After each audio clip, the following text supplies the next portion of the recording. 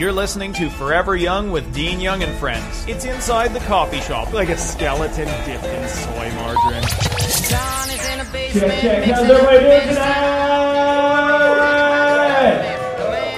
Yeah, make some noise because it's radio, so no one can see you. Just me. Hey everybody, welcome to Forever Young with Dean Young and Friends, live at Kitch. Tonight's episode is brought to you by Kitch Komedy. I just did what we in the radio business call over-modulating. That's a little industry slang. That means I just said shit too loud into the microphone. How's everybody doing tonight? Super duper. Super duper. It's going to be a nice, intimate show. Oh, we didn't know. It was touch and go there because of this fucking World Cup. I didn't know what was happening. That's the nice thing about this show, by the way. On my radio show, you can say fucks as many times as you want. You can say the fuck word. Say fuck, bitch, tits, ass, C words. I'm not going to say that because my parents raised a gentleman. Anybody? I like having the symbols here. This is a new touch to the show. This is great, you guys. I'm so excited now. I almost was going to leave and do a little shower crying, which I often do after shows anyways, but now look at this. We have all of you fine folks here. It's exciting. Is anybody here watching the World Cup soccer? Yeah. Right? Not since Spain lost. Different, not since Spain lost? Was that your team? Yeah. I am a Finnish Canadian, and I don't know, does Finland have a team? Do we have a team? They do. We do, yeah? Yeah. Terrible? Are we doing terrible?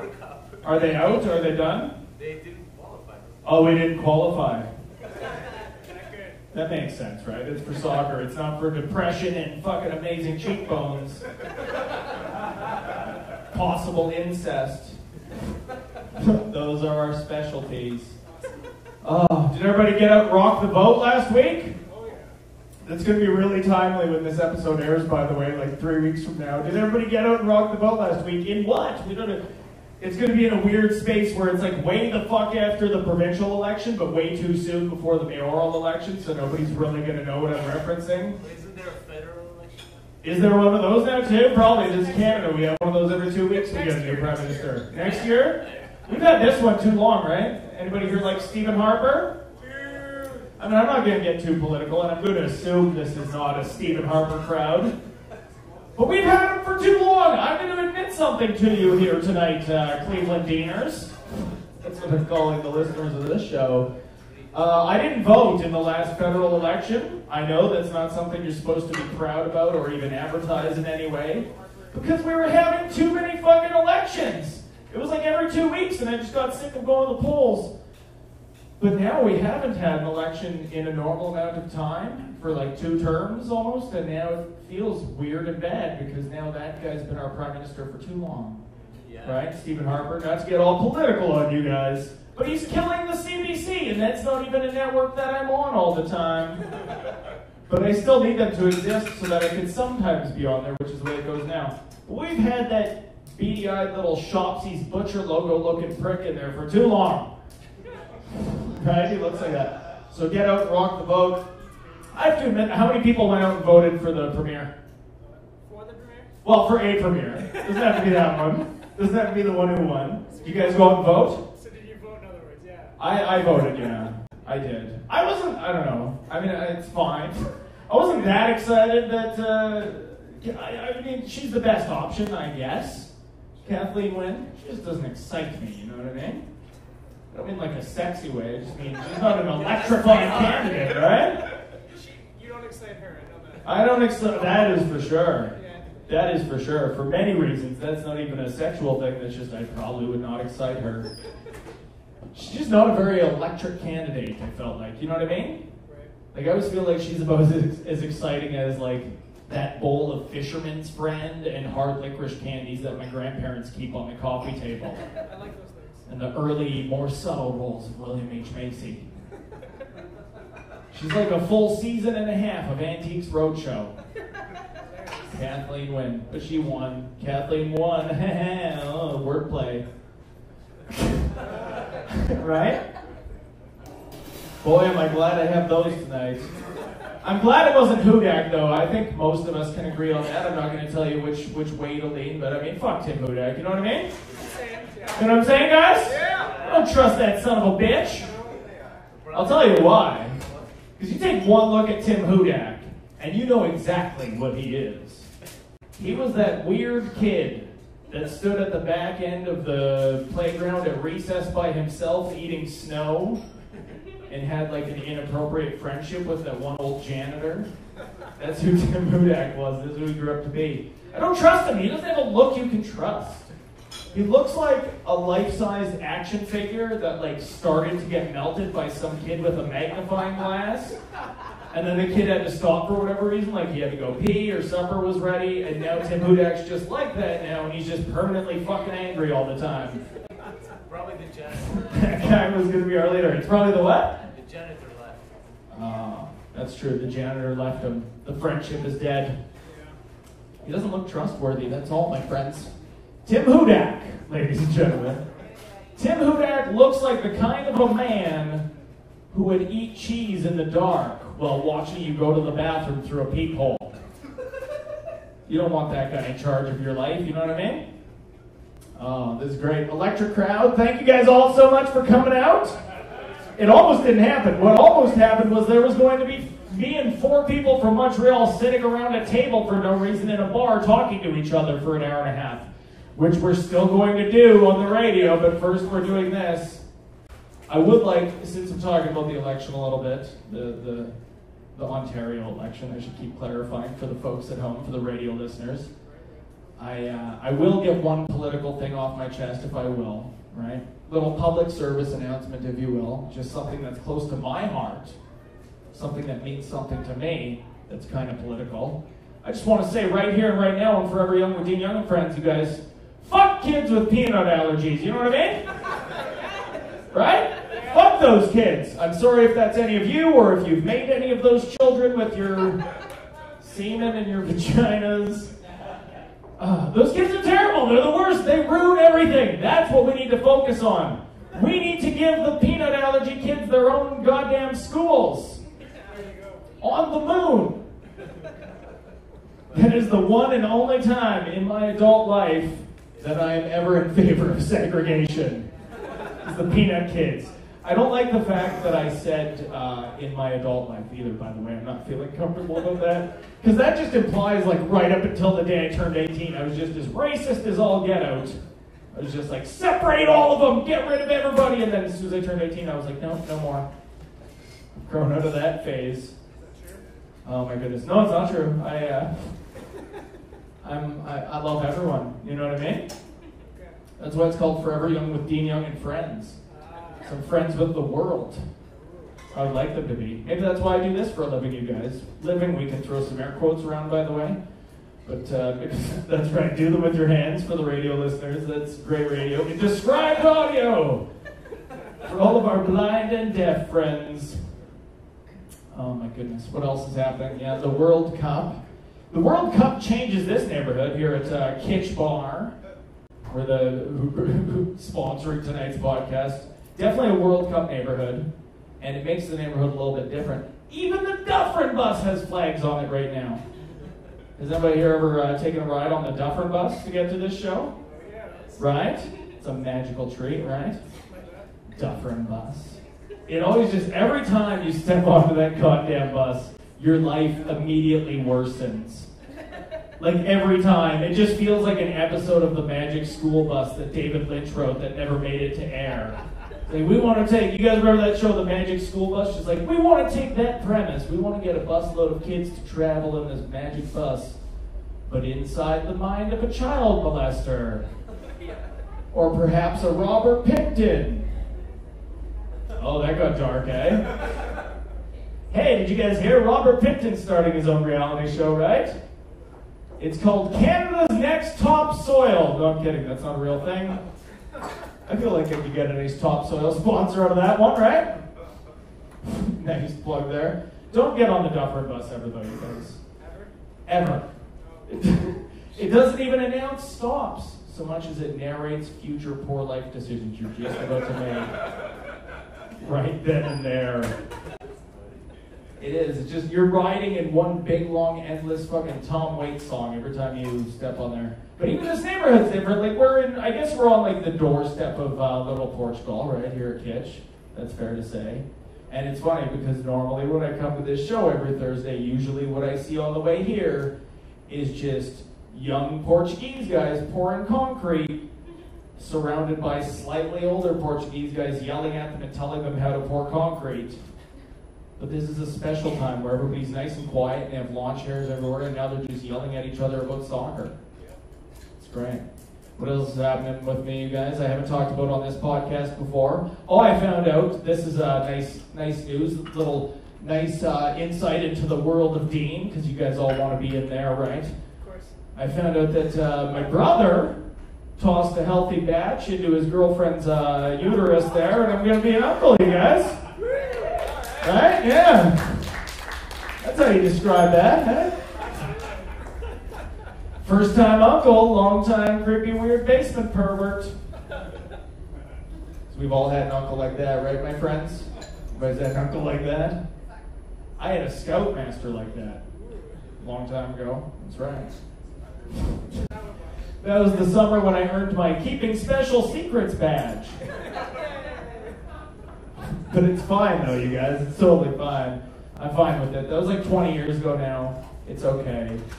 But I will say, if I were to run into that scoutmaster today, 20 years later, I would only have one thing to say to that asshole. Would it kill you to eat a pineapple once in a while, my friend? You know what I mean? Yep. Freshen it up. I'm cramming an awful lot of pedophilia into this first 5 minutes of a radio broadcast. This is why I always wonder, like, how come I've gotten marginally far in comedy and less far in a decade of radio? That's why, baby. It's things like that. Anybody here? Most of the crowd, I'm looking out at the crowd, most of you people are around my age-ish, I would say, late 20s, early 30s-ish, somewhere in there. Anybody here aunts and uncles or anything like that? By a round of applause? Yeah? Robby Hoffman there, who's going to be on the show tonight and sitting down with us on the podcast. I'm excited for it, to be honest with you. I'm excited to be an uncle. I'm not ready to be a dad, you guys. I'm turning 31 in a few months, which I was a little like, last year when I turned 30, I was nervous about it, and we did like a roast here at Kitch and stuff like that, and on the podcast. But I'm at peace with it now, but I'm definitely not ready to be a dad. I know that. Like, I'm making sure of that. I use the best condom brand money can buy, my friends. Timing and a good sense of aim. You know what I mean? Tum-tums and bum-bums don't get pregnant. Just really bringing the maturity levels right down here. But I'm embracing turning 31, you guys. I actually love it, to be honest with you. I actually am enjoying it thoroughly. I am looking forward to it. Right now, these days, I am much more quiet. I am much more somber.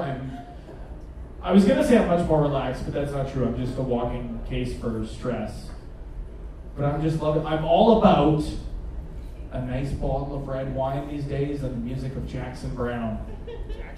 Right? That is a good Friday night for me, my friends. I like a nice cheap, just go to the wine rack at the Loblaws, get a nice cheap bottle of Pinot, maybe like a Dan Aykroyd Merlot. Has anybody here ever tried Dan Aykroyd Merlot? Right? Dan Aykroyd, the comedian, he makes a nice, cheap, affordable red wine. Because I've been saying for years, my friends, that Dan Aykroyd, the comedian, is really just all about promoting grape culture. That's right, let that one ferment, whatever wine does. I'm loving it, though. I gotta be honest with you guys. I love turning 31. I think it's great. But the weird thing is my body is changing. Like on the inside, not on the outside, because you guys are looking at me right now. For the listeners at home, basically, despite the fact that I'm an almost 31-year-old man, I look remarkably like a 14-year-old Ukrainian girl. So I'm not changing much on the outside. But on the inside, absolutely. Like, I'm all about the bran and cran now, you know what I mean? Keep those assembly lines running in old Deansville, Ohio. Keep the trains on time. I gotta do the fiber all the time. Because I used to, like, you know, I'd go do stand-up, and I would, like, prep for a show. Like, I'd be walking around doing the fucking 8 Mile, just, like, maybe a little shadow boxing and running my set through my head and stuff like that. Now I just poop. That's what I do. I poop at every show in town. I've been to the best and worst bathrooms in Toronto, mostly the worst because that's where comedy shows happen in this city. The other thing is the cranberry juice. Every morning, you guys. Maybe Ocean Spray wants to sponsor a podcast network, who knows? All about the cranberry juice. Because when I was growing up, I was always afraid of one thing. I had only one fear in my life. Bladder infections? Not bladder infections. I was always afraid of wolves. That's a realistic fear where I grew up in the north. I was afraid of wolves. And then about a year and a half ago, Liam Neeson just face punched the royal blue shit out of that one for me. Not afraid of wolves anymore. Now I'm just afraid of kidney stones, you guys. That is it. I'm telling you right now, I will admit this right now on this show. If I ever find out I'm getting a kidney stone, no more shows. No more Forever Young. There is going to be a subway delay in town that day. I'm not peeing out a rock, you guys. But the other thing that's happening is I'm like, you know, I'm getting older. I want to like take care of myself. I want to keep up this 12-year-old boy physique that I have happening here. And it's summertime, you know what I mean? It's beach season. You have to be in your best shape. So a few weeks ago, a friend of mine was like, come on over to my condo because friends of mine own nice things, I just don't. But he was like, come work out in the gym. Come do some exercise there. So I went to the gym. And how many people here work out regularly? By a round of applause. How many people go to the game? Couple, 2 people? That seems about right. We're in the hipster central here. I went, and I don't normally, but I went and I did some weights, right? And I felt like, this is good. I did like an hour of weights. And then my arms were sore for like a couple days afterwards. So I was like, that's great. I'm feeling the burn. That's what they tell you. That's supposed to happen. I'm going to be fucking jacked to shit. It's going to be great. And then like a couple nights after that, I went to a Jays game with my girlfriend. And I had this thing going on in both my arms that just basically looked like weird, like old lady arm fat hanging down. And she was like poking it and flicking it. And it was like the consistency of a waterbed. And she was like, that's probably not okay. Maybe get that checked out. So I went to my doctor.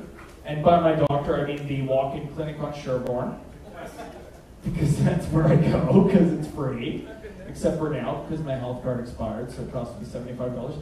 But I went there, and the guy was like, oh my God, what did you do? And he looked all worried, so now I'm worried. And I'm like, what? And he was like, what were you lifting? And I was like, I don't know, just curling back a couple of 40-pounders, whatever, you know? And he's like, you ripped the muscles in both of your arms, and you're bleeding internally from curling 40-pound weights, which I don't like admitting on the air.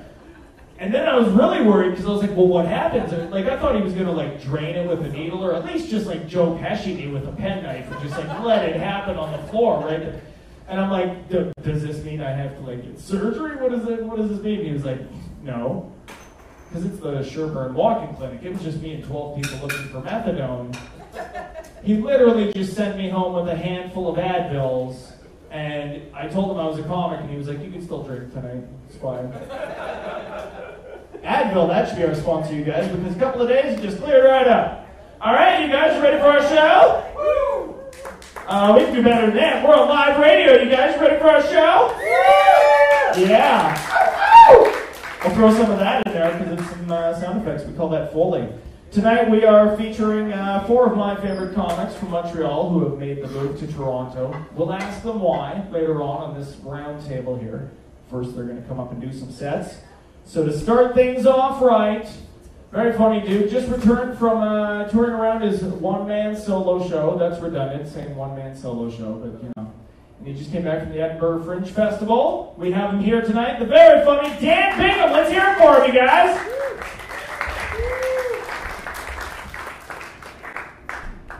Thanks, guys. I want to keep it going for Dean hosting the show, huh? Yeah, nice. So where do I look? Are you guys in the audience? Are you guys are comedians? Is that? We're in the audience, it's cool. All right, I like making it awkward right away. That's a good way to start things. To get to sit down, is that how I should do this? Sitting down comedy? All right, good to see you guys. God, I haven't performed in a while, and I have so much to talk about. I'm very excited to be here. And Dean has brought up so many things. I don't even know where to start, but I guess I can start, World Cup. I was called the Grey Cup. I'm the worst soccer fan. I really am. I have no idea what's going on. I've been watching a lot of it because my roommates are big into it. But I'll tell you guys what happened. It's extremely embarrassing. See, you guys, because you're just regular people, you can sometimes do embarrassing things and then just keep it to yourself. And no one has to know about it. You get to live your lives with that embarrassing thing that you just won't tell people. But unfortunately, we have the sick disease where we're like, oh, that was absolutely embarrassing. Let's get on stage and tell it to people. So here we go. What was it, maybe 4 or 5 days ago, England was playing Italy, right? And I was watching it at some friend's place, and it was a good game. I was sad to see England lose, but but I don't really care. But they would have been the ones I cheered for because I'm from that part of the world. And then at one point after the game, they showed that coming up next was the Ivory Coast playing Japan. Okay, but what they just showed was the flags. Okay. And now I just saw Ivory Coast, orange, white, and green flag. And I'm like, oh, Ireland is playing Japan. Because the Irish flag is green, white, and orange. But I just saw it quickly. I'm like, oh, I guess Ireland is calling themselves the Ivory Coast now. I had a little bit of color dyslexia. And I was like, I don't know why they're calling themselves that. I know maybe because their skin is so white. They're the Ivory Coast. That's Ireland. So I carried that around in my head for a few days. So the other day, I go to the dentist's office, okay? And they're all playing the game. They're playing the game on the television while, I'm getting my teeth dental. What do you... Dentist? Anyways, the people at the dentist's office, they ask me, no, I'm in the middle of something. Okay, I'll wait. Sorry. It's okay. I'll catch you up. So I'm not a big soccer fan. No, I like sports. I just don't, I'm not great at following them. So yeah, I'm at the dentist's office. And they're like, hey, what's your team? Who are you going for? I'm like, oh, I'm going for the Ivory Coast. And my dentist is like, really? Why the Ivory Coast? I'm like, oh, because that's where my ancestors are from. My dentist is African. And I didn't understand. He just kind of gave me this look like, okay. Awesome. So then this morning, when I came downstairs and my roommates were watching soccer, and it was like the Ivory Coast against, who was it? Uruguay? No. Who are they playing today? Colombia. It was Colombia. That's right. Yeah. So I come downstairs and I'm like, my boys! My boys are playing Colombia, and I'm just watching them run around the field. And I'm like, I didn't know there were so many black people in Ireland. I saw one, I'm like, okay, a lot of these teams, from other countries have, black people in them.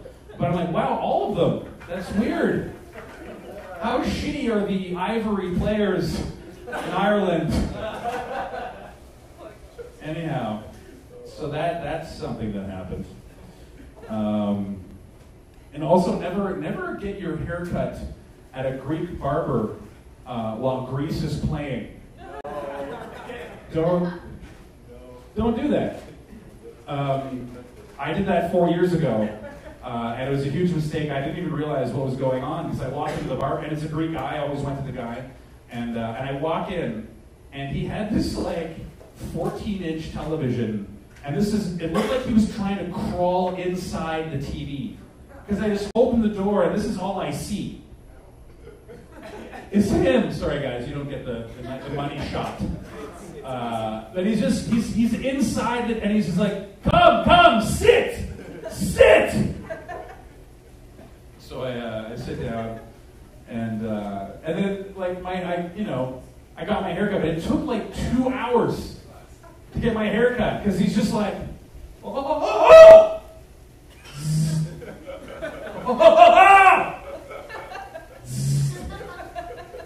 Which is shitty because I was sitting over here. Huh? For those of you in Radioland, I did a little misdirection there. I was buzzing in one area, but I was actually sitting in the other. So there you go, folks, using your ears. What else? So today was Dean was talking about getting older. I legitimately am getting older, but in my body. Like, my body is getting... Guys, I just recently found out I have arthritis in my hip. Do you know how fucking old that is?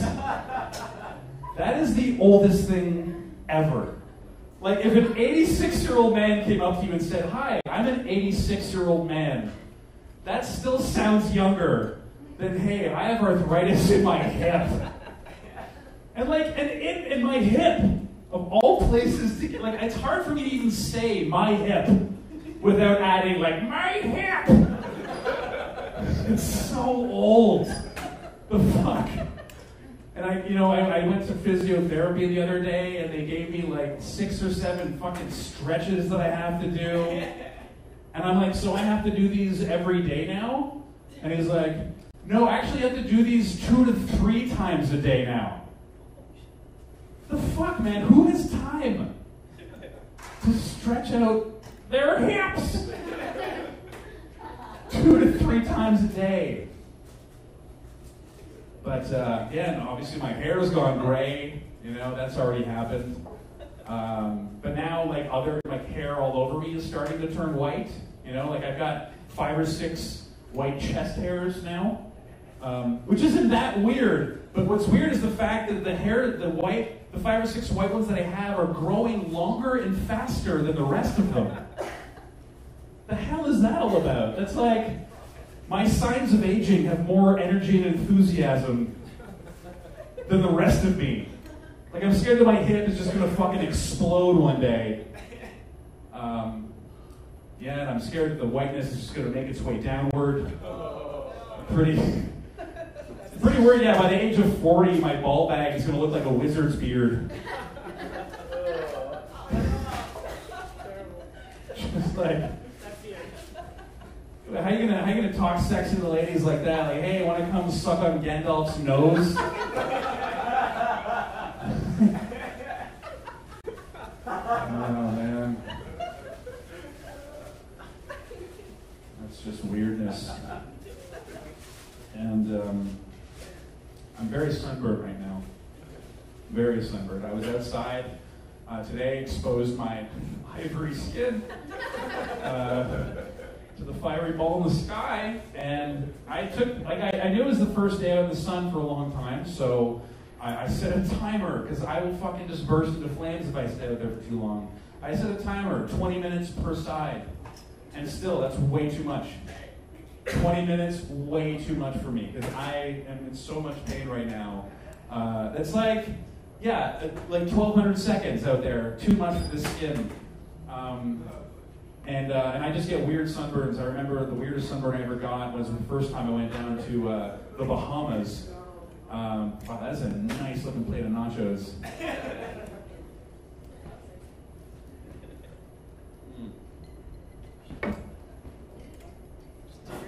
As we say for much, bon appetit, guys. Huh? Throw a little Montreal stuff in there? Is that the light? That means what? Like I got 1 minute? Yeah. Oh, fuck.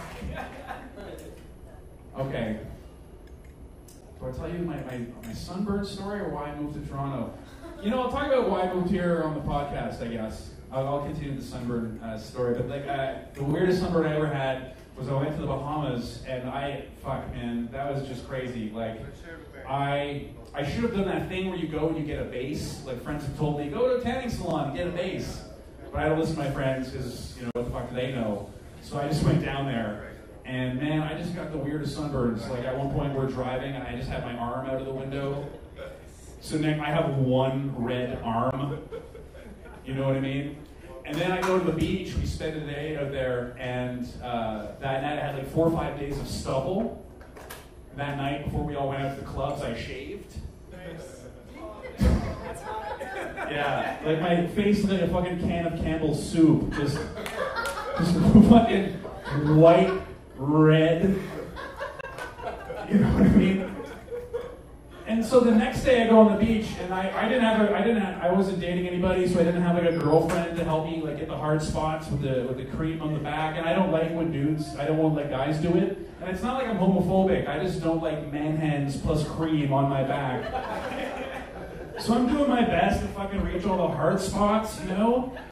And I guess I missed this spot in the middle. And like, how am I supposed to balance out this fucking crazy burn that I have, like on the beach? Like, just wear one sleeve, a Zorro mask. Like, what the fuck? But yeah, then at the end of the day, I just had the crazy. It looked like I had tattooed the middle of my back with that hand creature from Alien. You know what I mean?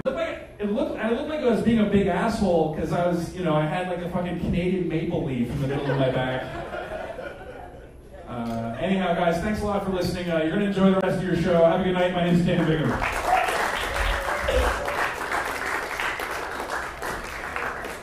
Dan Bingham, you guys! We'll talk to him a little bit later. He may or may not have white pubes on the way. That's what he said. And like I told you, I'm a stress case, so I'm avoiding the white pubes. I just Mach 3 all my shit, you guys. Just picture it right now. From the cheekbone south, 14-year-old Cambodian sex worker. I make sure I clean up all this, you guys. It's called the baby eagle. The newly hatched baby eagle. That's what it looks like down there. What are you enjoying? Will you picture my testicles unfairly? Some jerk chicken. Jerk chicken? Perfect! Absolutely. It's the closest thing we have to raw chicken because that's what it looks like! How's everybody doing? Ready for another Montrealer? Do a little stand up, sit down. I shouldn't literally say that because that's the name of an actual show on Sirius and I'm getting sued right now. You guys, very funny comic. Thrilled to have her here. Her first time at Kitch, but she's been making waves in Toronto. Some say, and by some I mean the internet, call her the young cat lady of the Montreal comedy scene. Who knows? Very funny. Thrilled to have her here. Let's make some noise for Jackie Pirico. Everybody, let's hear it for her.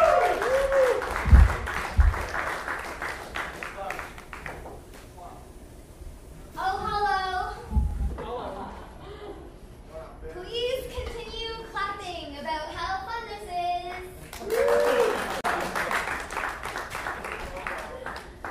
Okay, let's face it, today was a bit summery.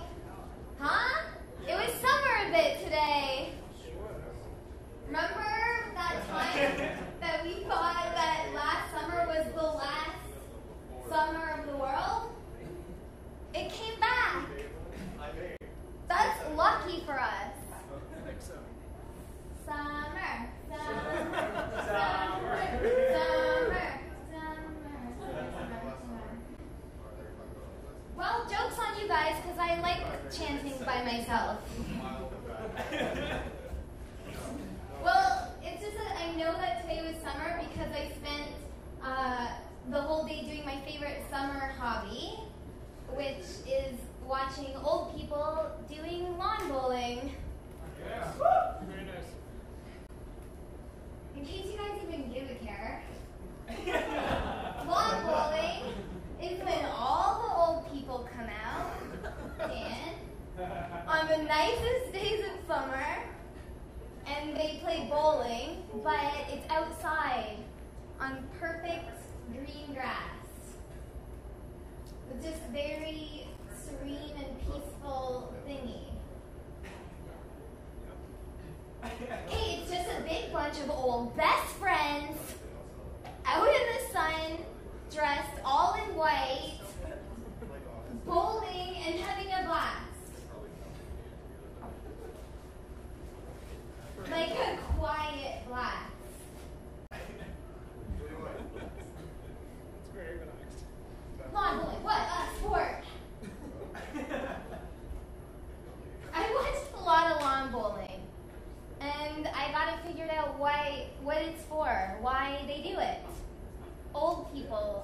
lawn bowling. It's just training camp for heaven. They have heaven in a few months. And they're just getting into game shape. So, for my next joke,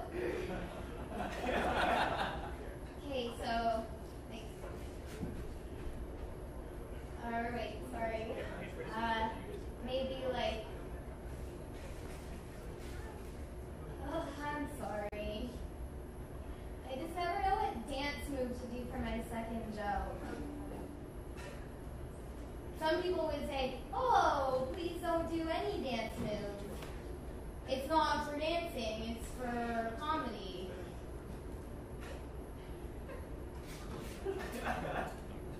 To which I would say, oh, that's true.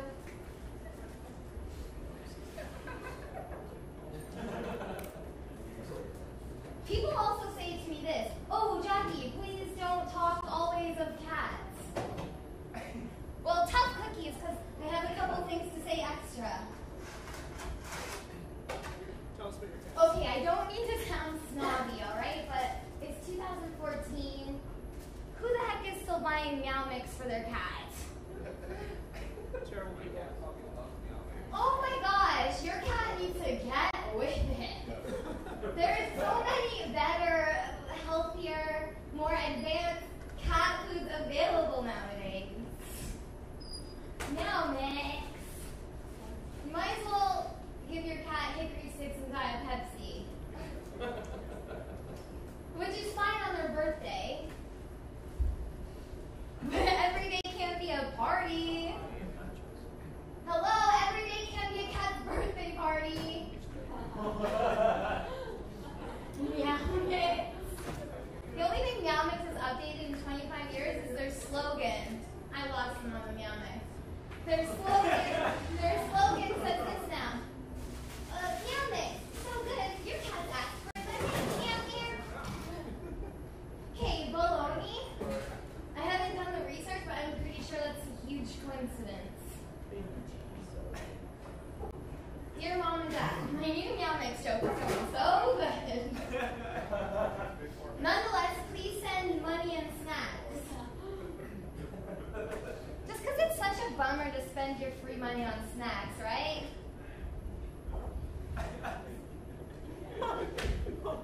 So I just moved here. Duh. That's the show, Montrealers. Okay, guess where I moved to in Toronto? Oh, only the coolest neighborhood and zone of the city, Queen West. That's all. Oh my god, Queen West is so cool. It's noticeably hip and cool, and everyone in it knows exactly how to be so cool. It's so hard to be there and fit in. I went to go get a drink, to practice like cool moves. I couldn't even get served. The bar lady was like, sorry, this bar is only for cocoa. And FYI, we don't even have strawberry milk. I just got a couple DVDs and called it a night. Is anyone from Queen West? Does anyone live there? Oh, was that a hand? Oh, you're just doing bartending things. So we're all not cool enough. Well, here's the thing about my neighborhood, Queen West. Everyone in Queen West is so cool that nobody there ever got a hair in their mouth.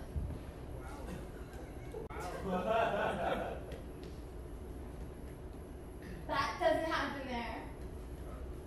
Just other places. Everywhere else. Queen West is so cool. No one in Queen West ever swallowed their drink the wrong way, had to go in the other room and cough for a while. That's extra cool. People are so cool in Queen West, if they walk through a spider web, they don't even give a hoot or notice.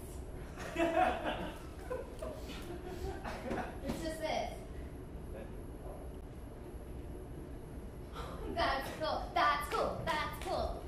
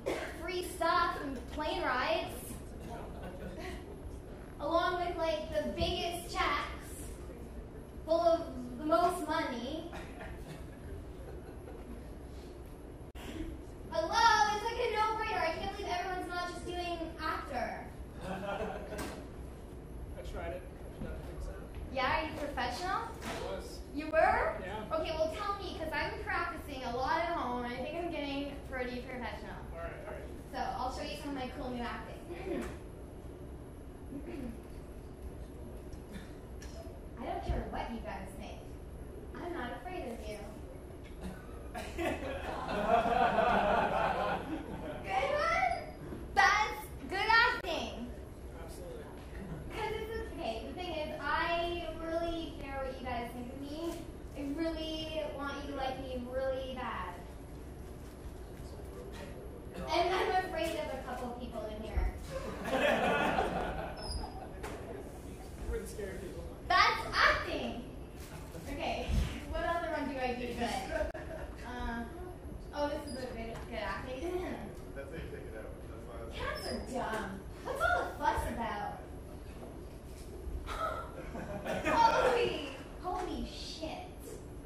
I don't know if you guys know, but that was the best acting of the earth. Like, I can't even believe I can say that sentence. I just love cats tons. So, just keep your eyes peeled for me at the 2015 Academy Oscars Awards. But not the part where they play a tape of all the dead guys. Not that part. Oh my gosh, not that part. Just the regular part of the show where I get some nice trophies, please. Anyways, I gotta get some DVDs back by 11, so. Thank you.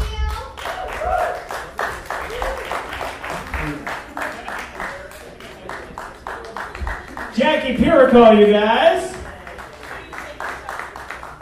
Montreal, Montreal. We got a couple of comics left, and then we're going to talk to all of them. Do you guys like Montreal? Have you been to Montreal? Are you familiar? Get familiar. Montreal, the land of chain smoking and smoked meat, and Leonard Cohen, and Arcade Fire, and bagels. But I'll ask them about that, because nobody likes the way I pronounce that word. Bagel. That's right. I showed my Minnesota there. Oh, you guys, very funny dude. Coming up next, Greek lightning. Greek lightning. Right? Is he Montreal's own fucking young Stallone? I know he would like that intro for sure. Very funny dude. Give it up for the very funny Jon Malanos, everybody. That was a fucking awesome intro. I almost watched Rocky 2 today, but then I wasn't in the mood. That's what happened. I just moved from Montreal. It's been like 9 months that I lived here. And moving is weird because I have to like say goodbye to my family, and they're old Greek people. They think it's like forever that I'm just going to be gone and never going to see them again. And I have to go say goodbye to my little grandmother, and she's a dumb immigrant.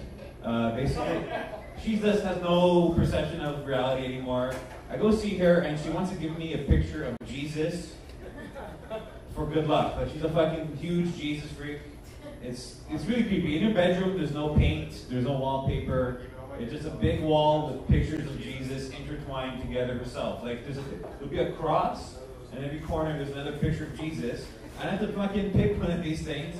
The thing is, he's fucking miserable in every fucking picture. Like, he's like, whatever. Like, you're fucking standing on water, fucking crack a smile. What the fuck are you doing, Jesus? It's fucking stupid. And throwing gang signs mysteriously, like, whatever, guys. Bethlehem, I don't know. And it's fucking creepy. It's a lot of pictures. Like, if Jesus came back and he saw my grandmother's well, like, fucking Christ, that's fucking a lot of pictures. It's like, like Jason T and like she's like 16. It's weird. Jonathan Taylor Thomas. I don't know if that reference still works. Thank you. Awesome. I always wanted that haircut, that mushroom thing. Anyway. So I have to pick a picture of Jesus, and I'm taking pictures. Like, she's like, no, that one. And she's like a little girl that doesn't want to share her toys. So she gives me like this little like booklet one. It's like a wooden open thing, and it goes on your nightstand. And I forget that I own this thing. I can't throw it away. I can't throw out a picture of Jesus. Like, I don't know. Put that in like recycling. I don't know. That'd be weird.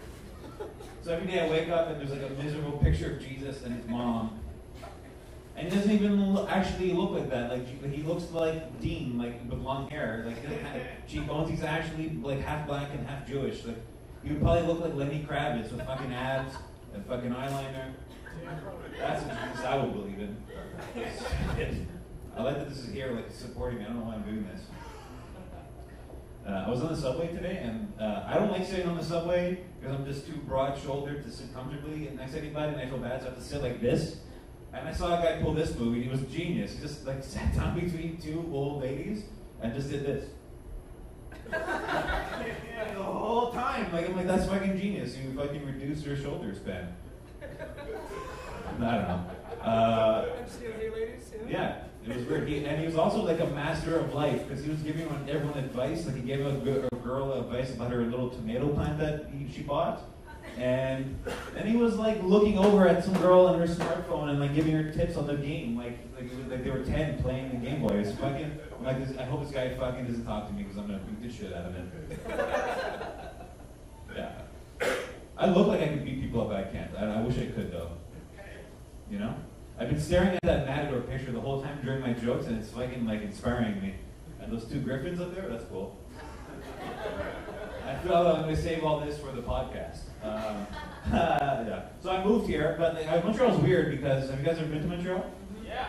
It's like, that's not really Canada. That's like a weird place where French people are, and there's like strippers, and smoked meat. That's not really Canada. Like, there's no, like Dan Bingham was the last white guy in Montreal. There's no white people left in Montreal. It's all French people who happen to be white, and then immigrants and children of immigrants. There's no like this is what I didn't think corner gas was real. I didn't think there was like that Canadian. I didn't think like that was Canada. I just thought we were just whatever. So I never really met, like, I went to Ottawa a few times and they're really white there, but I never met like deep Canada polite whiteness until I was moving here and I had to stop in Trenton, Ontario to pee and en route, and I had to go really bad. I like got out of my car, I darted to the thing, and I get to the first stall because I have to evacuate all systems. And right away there's pee all over the seat because obviously guys is fucking piss everywhere in public. Which I would never do in like a small town. I don't want to leave my DNA because then like you don't know, there could be a crime and then your DNA's there in a 24-hour span and be a small town rapist or something. I don't know. Just going off track. Anyway, so I'm looking down at a toilet full of piss. I know they're all just the same, but I used to be a busboy and I used to clean women's washrooms. And I know women, they just like you hover and then you walk away and pretend nothing ever happened, and then a busboy fucking cleans it up, and that was me. So I'm like, fuck it, I'm gonna be like a woman and I'm gonna hover and everything's gonna be fine. I'm hovering, and then I realize I'm a man and I have things that dangle off of my body uncontrollably for the rest of my life. And I don't want anything touching the toilet seat at all, so I scoop everything up. And I just look like I'm holding boneless chicken thighs in my hand. It's disgusting. Like I'm looking at it and it scares the shit out of me. I do my thing, I clean myself, I check the dipstick of my body to make sure the color is right, everything looks good, my blood. And now I'm standing there, hunched over, holding the two worst things possible, my dick and shit. And then I realized, oh fuck, I was in such a hurry, I never locked the door to the stall, and the whitest, most fucking Canadian guy walking at me. I was like, oh buddy, that's a miss. Hey, but you don't want that? I was like, get the fuck out of here, what the fuck are you doing? I didn't say that at all. I was apologizing profusely and thanking him. And then he went next to me. I was like, it was weird. He came next to me and he kept talking. He was really white. I felt Canadian for the first time. Yeah. I was in Montreal a few weeks ago doing shows, and for old time's sake, I went to a strip club. Yeah, I didn't drink. I don't know. I'm in a bar every night. I don't drink every single night, but I happen to be sober in a strip club, which is the worst. And ladies, I'm not sure if you noticed, but some bathrooms don't actually have urinals. Sometimes they just have like a big wall. A lot of strip clubs just have this big marble wall with water running down it, and you gotta like stand forward, and everyone can see you pee. And hopefully you don't like fall for it. And plus it's a strip club, everyone fucking has boners. It's fucking creepy. So I'm at the boner fucking wall. And I'm trying to pee, but like I'm having way too much anxiety because I haven't been drinking all night. Guys have been drinking and coming and just breaking the seal and peeing right away and emasculating me and making me feel like a bitch. So I'm just like there, I'm struggling, I'm having like a two-man turnover, the guy's coming, peeing, and leaving, and I still can't even start to pee. And now the third guy comes, and he looks like he just spent like $300 on like lap dances and booze. He's a fucking raging piss boner. And he's peeing, and he's not even using his fucking hands. It's like this, the water is like splashing back over his face. He's like farting to go faster to get more torque, and it's the best. I'm getting jealous of how good this guy's peeing. Well, it looks like half an orgasm, it's amazing. And I'm like curling in my shoulders so he can't see that I'm not actually peeing and I'm making this sound with my mouth. And he has a $300 penis, he has a ringer, and I have a vagina. It's not fair at all. So I'm like, fuck this asshole. I can't let him outdo me. So I'm like, bro, I've been peeing so long, I'm taking a shit now, you believe this? And then I go to the stall, but I don't want to pee sitting down in a fucking strip club. So I'm pretending to shit standing up so a stranger doesn't think bad of me. I'm like, bro, this is how I shit now. You get more torque. It's way better. You should try it. Don't be a pussy. That last part didn't happen though. That was, yeah. Thank you. I'm just gonna do a long set about peeing. Did I get the light? Okay, cool. I'll do this. When I was in grade 1, I was a bad kid. I was trying to raise my hand to go to the bathroom, and the teacher just fucking hated me, and she wouldn't let me go to the bathroom. I'm like, well, fuck, this is what's gonna happen now. And I peed in my pants in the middle of class, and cried profusely. It was bad. My mom had to come from work and change me in the bathroom. And for like 3-4 years, I was bullied. I never got invited to parties. I was made fun of. It was really mean. And then until one day, magically, like a gift from God, a kid shit his pants in the middle class. I swear to God, kid shit his pants with shorts that was shit on the ground. And I'm like, oh fuck, this is my chance to redeem myself. I jumped up like, oh shit, that kid shit his pants. And then everyone forgot that I fucking peed my pants. And now I'm a comedian because I'm addicted to attention. Guys, I'm Jon Malanos. Thank you.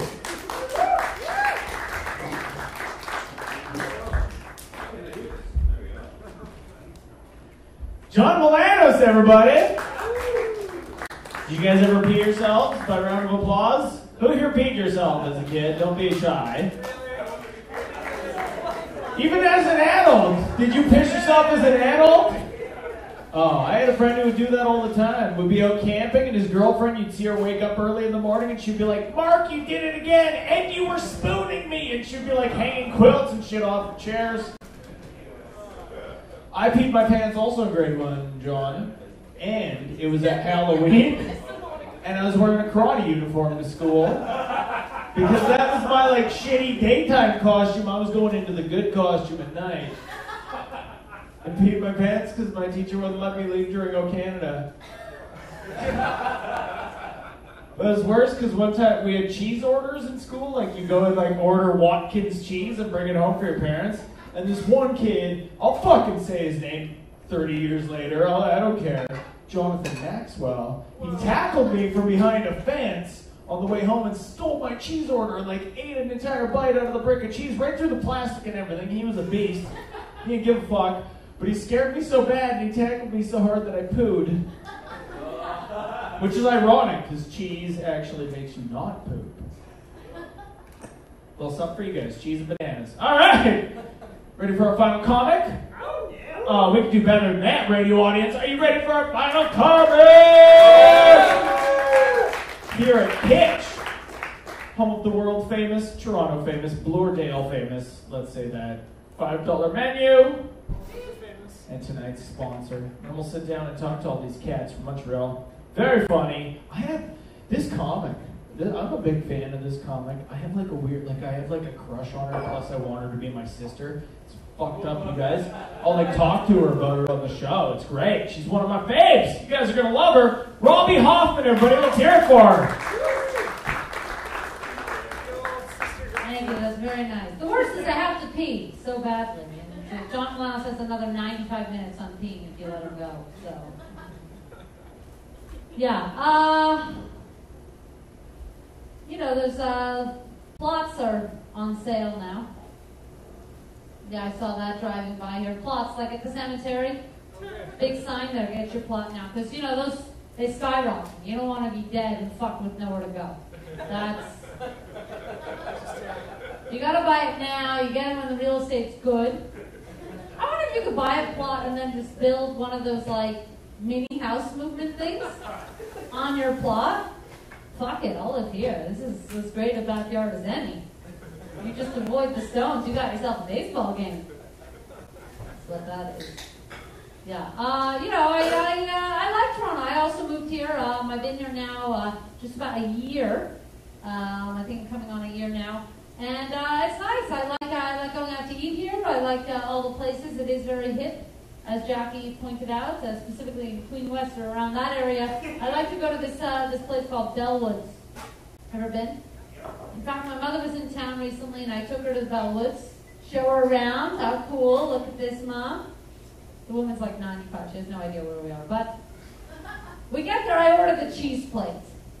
Huh? In the mood. Not feeling the blue that day.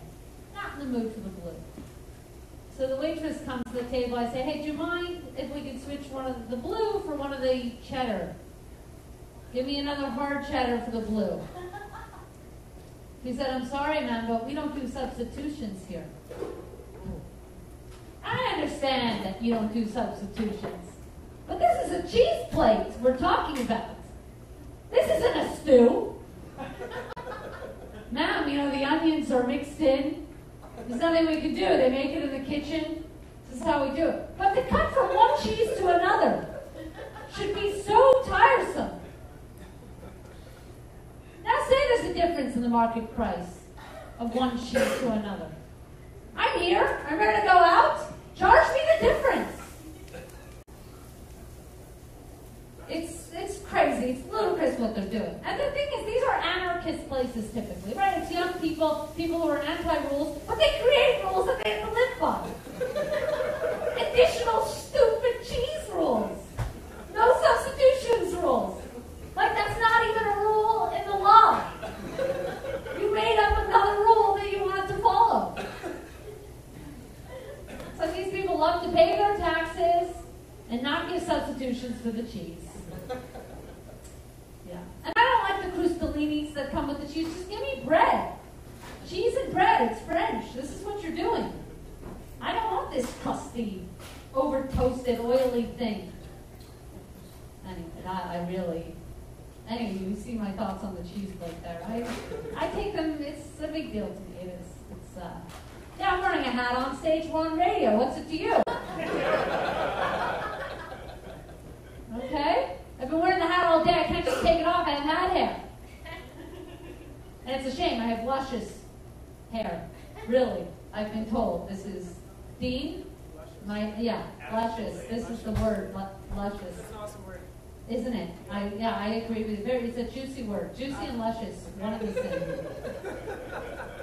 Toronto is interesting, though. I'm actually from Brooklyn. I'm from New York originally. I spent my childhood there, and then I did school in Montreal. And then I'm here in Toronto, and I feel like I've seen the world now. And you learn a lot moving from one big city to another, especially if you look at their institutions, say universities, hospitals, that sort of thing. How they carry themselves as a city. But like in New York, if you just look at the Children's Hospital, it's called the Children's Hospital of New York City. Beautiful, great. I get what it is, I understand you. In Montreal, it's called the Centre de Jeunesse. The Center of Youth. Isn't that beautiful? Isn't that?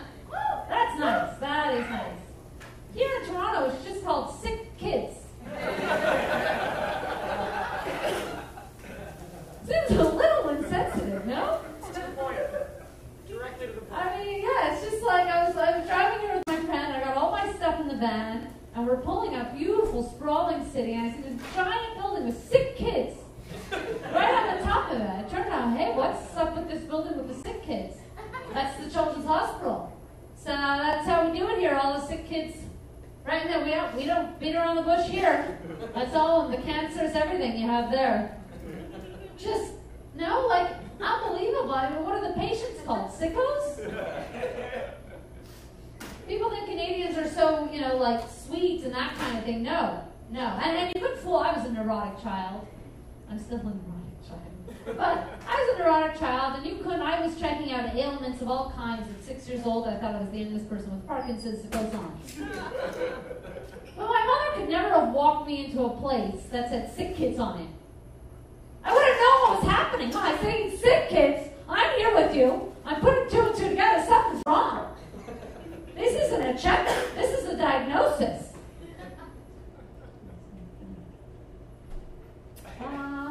Yeah, okay. Okay, you guys, too many cancer patients in this audience. That's what it is. No, it's sad. No, but Toronto is amazing. Booming real estate. Huh? Just a ton of basement apartments. Just, oh God, it's just beautiful. Just, oh, amazing. Yeah, no, the basement apartment, of course, is, the one good thing about it is that it's always temporary. Nobody is signing a long-term lease for a basement apartment.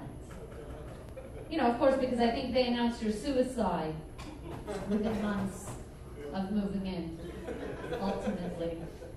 And it's very sad at the funeral, because it's normally a young person in these basement apartments. And so you're there commiserating with sort of a social gathering at this person's funeral. It's all young people. Mikey, he went so young. It's just shocking. Shocking. I know, we're floored. We can't even believe it. Oh, God. You know, he had everything going for him, Mikey. He had everything. He has BA and everything. His basement apartment.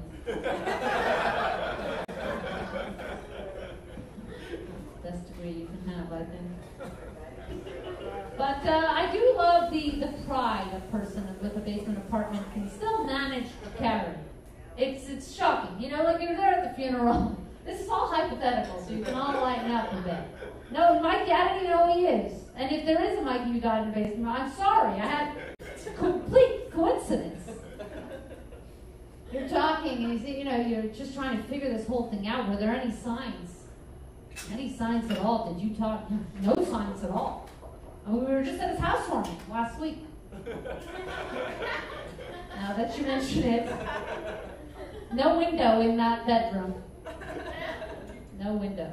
Poor Mikey doesn't have the pride though. No window in the bedroom, but those bananas are on a banana hanger on that counter. God forbid those bananas just fucking sit in that counter, not in this house. Okay? That's not how we do it. Because we have pride in this household. I would love to witness the purchase of a banana hanger. I always, because you see them there in the Sears. And like, why is it? This is $12. It's not even a real new thing. You have one? You should never tell somebody that. I mean, it's just... Okay, so you didn't purchase it. I'm talking about seeing someone purchase it. Your story, not at all what I want to see. Your mother regifted a banana hanger as one should.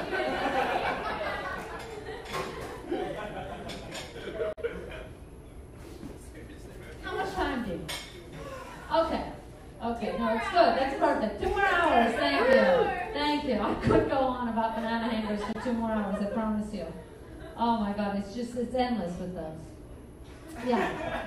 I will say this, because I like to leave off, obviously, on a very light note. Right? Because my set has been very uplifting, has it not? I'm told I'm a very, feel-good kind of person. Like one of those, feel-good type people. Thank you, Mr. Luscious over there. I like this guy. Yeah.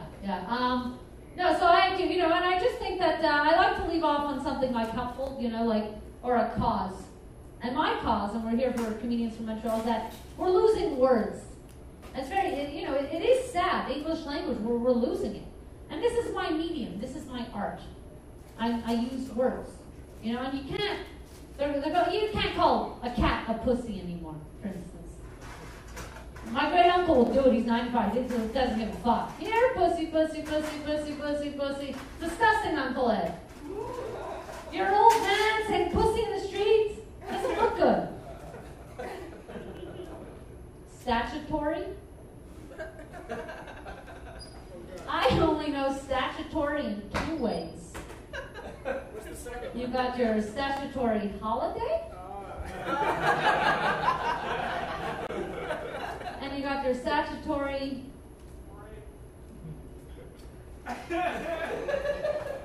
I didn't say anything, for the record. I said nothing. I don't know what the other word is. It's fill in the blanks. I can print it and send it. It's amazing.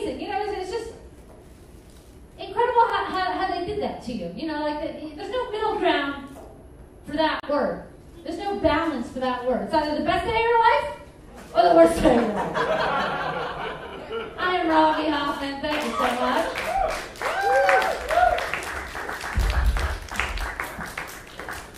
Just right here. Oh, yeah. Robby Hoffman, you guys. Get all the Montreal comics up here. We'll have a little chit-chat. Forever Young with Dean Young and Friends. How'd you guys enjoy that? Right? We covered all the bases. We covered all the majors. We covered children with cancer and rape and pedophiles, creepy uncles. Yeah. Now we'll talk about and what? White pubes. All of the basics, basically. All of the food groups of comedy. You guys, let's give a round of applause to the folks at Kitch for letting us do this every week. Right? Isn't that nice of them? Not normally this, I should say. Not normally a podcast, but we do the stand-up here every week. This is nice, though. We have our own sound effects now. Our own drum kit. It's your first time being at a live radio show? This is very... Yeah. Very Canadian answer. Yeah. It is true about sick kids, by the way. I never thought about that. That does seem like a weirdly depressing title for that particular hospital. I remember working in radio. I had to do a commercial one time for that, and it was like sometimes the commercials come in with like, you know, pre-titled, and it was for like this fundraiser thing, and I think it was at like Wonderland or something, but the commercial, I'll never forget, the commercial was literally called Sick Kids Cancer Ride. Which just sounds like the most depressing theme park ride ever. Did you ride the sick kids? You could, I don't know what happened. It's like a log ride. Oh my God. No one's that entertained by sick children. Unless you watch Caillou. Have you guys ever watched the show Caillou? It's a show about a kid with stage 4 leukemia who gets what he wants by whining to his parents. It's a terrible lesson to teach children. Alright, you guys. I'm going to bring up the Montreal comics up here. Let's give them a round of applause as I bring them up. Dan Bingham, everybody. Robby Hoffman. Jackie Pirico. And Jon Malanos. Pull up a stoop, you guys. We got mics here and everything. Stoop. You guys are... See, you're the wherever you want, man. This is... What happens here is we were just going to do this. We were just going to sit around on a table and talk to each other. And you guys are allowed to, like, ask us shit if you want to, by the way. Throw anything you want at us. Because it's all on the radio. Yeah, right in the front here. I should have people snapping photos. Oh, yeah, sure. I love it. How many people here listen to podcasts? The network is doomed! How many people here listen to radios? Really? That many still, eh? Thanks for giving me a job all these years. That's nice. Are we sharing the mic? Oh, yeah, we're going to pass them around. We're going to do it up. We're going to ask questions. Oh. It's all on, man. This is a rudimentary setup that works. Montreal, you guys. Let's hear it for the city of Montreal. Right? It's so great that we all moved here. You all moved here. There was a mass exodus to Toronto. And I live in an apartment. Well, it's actually more of a zoo. And there's like 60 Montreal comedians living there right now. Yeah. It's like a flop house. Yeah. You guys are like a turn-of-the-century garment factory, and if it ever catches on fire, you're all going to be fucking dead. Thank you. That's what's going to happen. Look at this. Robby Hoffman's getting beer brought up on stage. Hollywood, that's what happens when you come to Toronto to do comedy. Did you guys come here figuring like, this is going to be it? Toronto's the big time, and it's just more of the same with less French people. No, I feel it's bigger. It is bigger. It is bigger? No, I definitely And do. there's less French people. Yeah. There is less French people. I'm going to be honest with you guys here. I like that about Toronto. You can share, Jackie, you know? Right? Yeah. I like my DVD covers to be in one language. English. I never... Stores. Right? What the fuck is Farmer Free? right? What's Farmer Tree all about? What is that? Shoppers is actually called Farmer Tree. I know, I still call it Farmer Free. Me too. Really? I prefer Farmer Free to Shoppers. Does pre mean Because Farmer Free doesn't have the word shop in it. Free shoppers? means price. I know, but you don't even know. Like It's like PRIS? Farming Yeah. prices. Farmer Free. Farmer Free. I always wondered, because I forget what movie it was, but there was a movie where I think it was Bad Santa. Yeah, it was Bad Santa. Bernie Mac was like, it's pricks fixed. Does that mean fixed price then? I don't know. Farmer Free and Shoppers are both extremely expensive, but there was an amazing sale this week. On what? The paper towel rolls, for instance, $4 for 8 jumbo rolls. Wow. I'm not making this shit up. Is that a good deal? The Mach 4 razor. Oh yeah. for men or for 3 of the, well, the women and men. Use your Optimum card for that stuff. Oh, No, buddy, I have that's a card. $60 on my Optimum card. I love my Optimum card. Can we talk about the security on fucking razor blades for a second?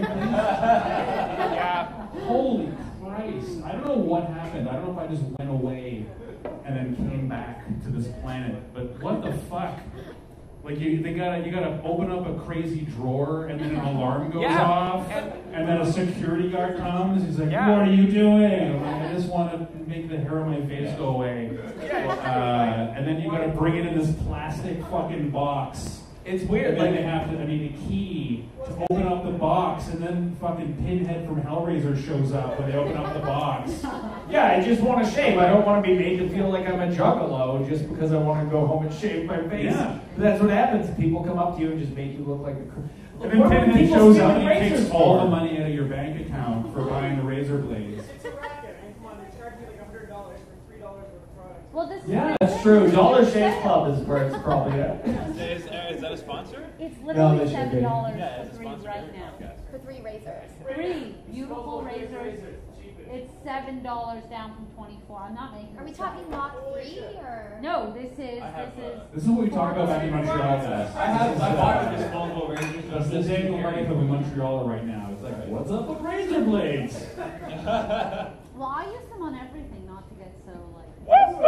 Oh, You shave But it in the it's bath? important. It's Is that a important thing? to Little be girls that shave serious everything in the bath? about No, the razor. I don't. You don't want to Yeah. cheap. Well, I don't shave everything. Some things I get outside. You don't want a cheap razor. You want. I like the Outside. cushions. Yeah, on get the ones wax. with the moisturizer. Like I invest.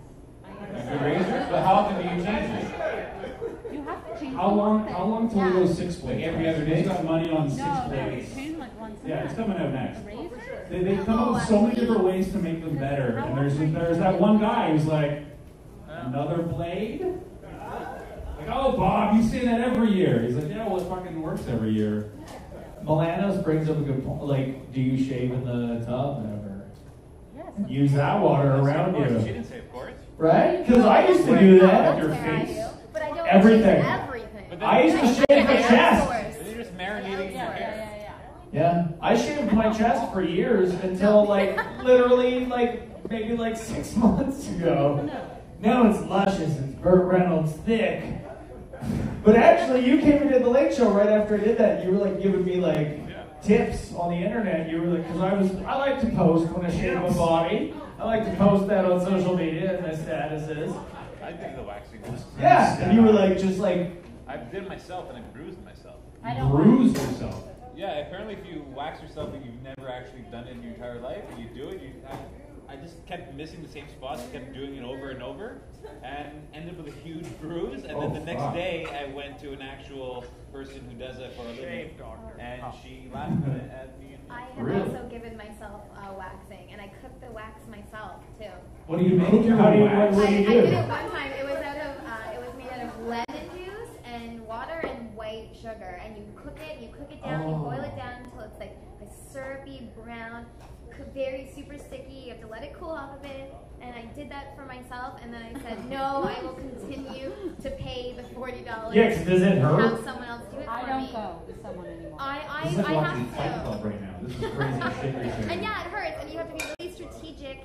It was basically just like you have to get lower and lower and lower against the I wall. did like one strip. You wanted to be home alone. I used a Mach 6 blade on my balls once. Yeah, you gotta be careful. You Those like scars, it was like, those scars will never heal. I But don't exfoliate. think. yeah. I made that mistake once. You have to like knead it out. First, then do the balls. You what? You exfoliate and then shave. Oh, where were you? Where were you when I was shaving my balls, Malanos? You know what though? Not in my bathroom, apparently. I've been doing it for so many years that I can like watch Pulp Fiction and quote it while I'm just like, and I don't even look at what I'm doing. Shaving balls still happening? Oh yeah, really? I like to glide right in there. You'd rather fucking what? Yeah, I want grown-ups. Me too. I'm me into too. grown-ups. Yeah, On the balls? Yeah, and I especially don't want stubble on the balls. That's Just kidding, ladies. I don't do that. I do whatever you both like. But Dan is questioning everything that he's ever Well, done. no, and that was a while ago. Like I have the. Like, Listen. okay, so stubble's not cool. So some like hair on the balls is fine. No. She didn't say when it's dangerous. Really? Bald or full growth then? Either or. Okay. Really? So it can't be in the middle. Not like full growth. It can't be like my. Because I trim. It's not stubble. That's fine. Because it'd also be weird if I went full ball down. Because I'm like I've got hair everywhere. If I had some weird kind of crop circle here, like an alien landed, you know, that. It's a target.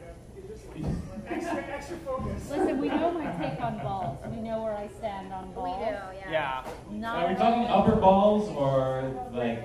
Because when you say I shave my balls, that means like the front and then the things, right? Yeah. So you do like it's a fade, like stubble and then balls, right? I have a nightmare that that I'm gonna die. Like the lower bar Trying to shave my own asshole. Because I'm almost trying to get my head underneath, trying to reach back there, and I'm just gonna fucking die and freeze. This is a scenario where you should just go get it waxed. Really? Yeah, we don't. Well, no, that's the thing. I can't because. We don't want people like. You're shy. I'm poor. And poor and shy. Will you brew me up a batch of ass wax? Yeah. Yeah? Have you guys ever? I know we're going on for a long First time. rule about ass wax clubs: we do not talk about ass wax This all clubs. started because of a sale at Shoppers Arena. It did. Just go I know we're looking for sponsors. enjoy. Has anyone here ever tried? Because I always see commercials for it. Has anyone here ever tried the no-no? I always see those, and it looks like this. It's like this weird little. It kind of looks like a Italian pencil grandmother? sharpener. Yes, get your no-no. Get your no-no to do it. Eh? It's shaped of fucking. That's horrible. I'm Scandinavian. I don't know such things. But it's like this weird thing that you just like rub on yourself to get rid of the hair, right? Probably not like that. You probably do it like a normal person. I kind of want to try it, and I kind of just want to like fucking get a bunch of those and like duct tape them around a stripper pole in my apartment and just grind up on it like Baloo the bear from Jungle Bush. Jungle Bush? Wow, that's a ironic slip of the tongue there, right? That's Freudian. Jungle Bush. And just like get rid of everything at the same time. Like a suck cut? Wow, this guy knows. He's saying, dude. Look at this guy. Fucking dog trimmer, you get the vacuum while they're cutting at the same time. He's experienced, man. This guy is embodying every event that's happening in Toronto right now. We got World Cup, because I'm pretty sure he just threw an Italian accent at us. We have North by Northeast, because he's wearing a boatman hat made out of straw. And definitely World Pride, because he's telling us how to properly groom our pubes. This guy is everything about Toronto. Welcome to Toronto and Montreal, people. Hey. He is the city in one guy. Can we get to the bottom of when Bingham and Jon Malanos are enemies? Because I feel like I also have a Me and moment. Dan were talking about that before in the show. You guys were enemies There was a before? time we were Can mortal I start? enemies. Really? Yeah. Okay. That's some juicy So, Montreal shit. This is amazing. This is actually pretty only because I kind of know Dan's side of the story anyway. But I side with Dan for the record. no, this is it's not like we were Yeah. I knew I wanted to be a comedian when I was like early teens, I would say, kind of. But I always thought I'm going to do it in my 20s when we go to university, do this, whatever. I started dating this girl, I kind of only started seeing her because her father was a shitty comedian, who we all know, but I don't want to say his name. Please, I don't know. His name is Jeff LaFlamme. If I say his name, it's not going to affect my career whatsoever. Can I ask, was he one of these like Quebec comics with like a giant bow tie, just like, hey, Yes, hey, by make a English, funny but face? super in English version, that didn't get paid to do it. And not even a good bow tie. So basically, I was dating this girl to get into stand-up, but I'm also obviously a vulgar comedian, so I never did a comedy while I was dating her because I can't be talking about like pissing in public in front of my girlfriend's parents. And then one day, I dated her over the end of the summer. At the end of the summer, she kind of called it off, and then I was young. I was like 22-ish. And I was like, oh my God, my life is over. I love this. We're supposed to get married. I was heartbroken. Like, fuck her. I'm going to finally do stand-up. And then I started doing it. And then I found out this girl started dating Dan because obviously she was also close. She's like your age. I'm like, my age, right? Like, I was like too young. No, but I assumed that you just thought I was some asshole trying to get her back. That's why I was doing comedy. And then we were Fighting that. Yeah, that's what I thought. Yeah. Because I knew you guys had dated. Yeah. And then all of a sudden you started showing up at open mics. Yeah. But you hadn't started yet, so you were just watching. Yeah. I'm like, oh fuck, her ex is here. Yeah, it was so awkward. He's huge, and he's just sitting in the crowd, and I have to go up and tell like jokes. Yeah. With her ex watching me. So creepily, yeah. Yeah. This cockblock, I feel so bad for like, I must have like just thrown a wrench into your night every single night, basically. How did it go down with this girl? A second time. 2 comedians gone. What is she doing to annihilate all these comedians? Oh, I know. She's dating, she's like married to a plumber. She's married? Yeah. She's married to a plumber and has like 2 kids. First of all, you have a better story. Yeah, they do make great money. Did you run into her? Yeah. Yeah, I bumped into her, and she had like a baby in her arm and another one in the oven. I would rather at this point, I would rather have a plumber's paycheck. Yeah. And be surrounded by literal shit than the metaphorical shit that we do. Because for them, like some of it splashes on their work clothes and they wash it. With us, it's in sandwich form and we eat it with our mouth every day. For 1/10 the plumber money. Oh, I do. But This girl was giving me shit for missing our kids' birthdays that we didn't even have yet. What? Whoa! That's the exact It's time. little Johnny's birthday, and you're off performing wherever the fuck. I'm like, can we not enjoy Sex in the City together right now? We don't have children yet. Literally, a year after we broke up, she was giving birth. Like, she moved, she found her guy, got pregnant right away. Like, holy fuck, she wanted babies. Did I ever know her? Because I've known you for a while. Sam, Samantha. It's funny because I did meet her, like now looking back, like I don't care what comics dating who. She was the chicks of the Montreal seating robbery. No, I met her. I loved her. First of all, I think John's girlfriend now is lovely. They're still together. Yeah, I think John. There can be only one. But there's a term. Me and Dan are what? What's it called? Eskimo buddies, Eskimo brothers. Eskimo brothers. Oh yeah. That's when you both had sex with the same. And now we're buddies. But why Eskimos? Because the hole that our penis. I never understood that either. And we're the Eskimos. I think it has to do with something I maybe believe it's called racist. First Nations It's because brothers. she's a how. You know what's funny? I was like, no. That's somebody's mother. I don't even know. That's somebody's metaphorical future mother of 2 fathers. Her mom was hot though. Remember her mom? Her mom was hot. Always drunk and hot. She was like grown up. Her whole family. Her grandmother was hot, for Christ's sakes. Yeah. The best part is a guilt. Nice callback. The grandmother would come to the shows, right? Like, remember the grandmother would come to the shows? Yeah. And I would be like saying the C word on stage in front of her because I'm like, fuck her. I don't know. Because I don't want to because I feel like I'm not. I can say cunt, I don't care. I just don't want to. Because out of context, why even waste it? Why? Wait, yeah, you got a really set good amount. joke. That's why I was doing that joke. Yeah, that was a great joke. Well, that's But true. I was saying that word in front of my ex-girlfriend's grandmother as a rebellion. Right? I used to hate going to family reunion because, like I said, like her dad did comedy, right? And he would invite the whole family to come and watch him do stand-up. And I'd go to family reunions, and his family would come up to me like, "You gotta make him stop." That's funny. You gotta make him stop with the comedy because we can't. Because he's an adult, you know, he's an adult man, he owns a business, he's a pilot, his friends are all successful You people. always have like a wacky tie. Of course he did! Of course he did! That's what I love about Quebec, because first off, like, Quebec has its own, like, film industry and TV. And in Quebec, it's like, oh, you have a slide whistle and some zany pants? Greenlit 18 seasons of a show, guaranteed for life. Hair? Yeah. No hair. It's just like Either or. Yeah. Oh, you can roll your tongue on camera? But You're never getting canceled in Quebec. It'd be weird when his successful adult friends would come to shows like this one. Yeah. They'd be in their suits and they're all dressed up for a night out and they would order a bottle of wine. Yeah. You know, and you can tell the waitress has never had to open a bottle of wine before. It's kind of like when my mother comes to shows. So my mother like will only come to show if it's like in the Jewish paper, it's in the Suburban or something. Yeah. And then she calls me and she's like, "Why didn't you tell me about your show? I would come." And I'm like, "For this reason, like So she comes to my show. She comes to my first Montreal Fringe show. I had a one-woman show there that my mom came to, and it's just a Fringe show. Like it's not fancy at all.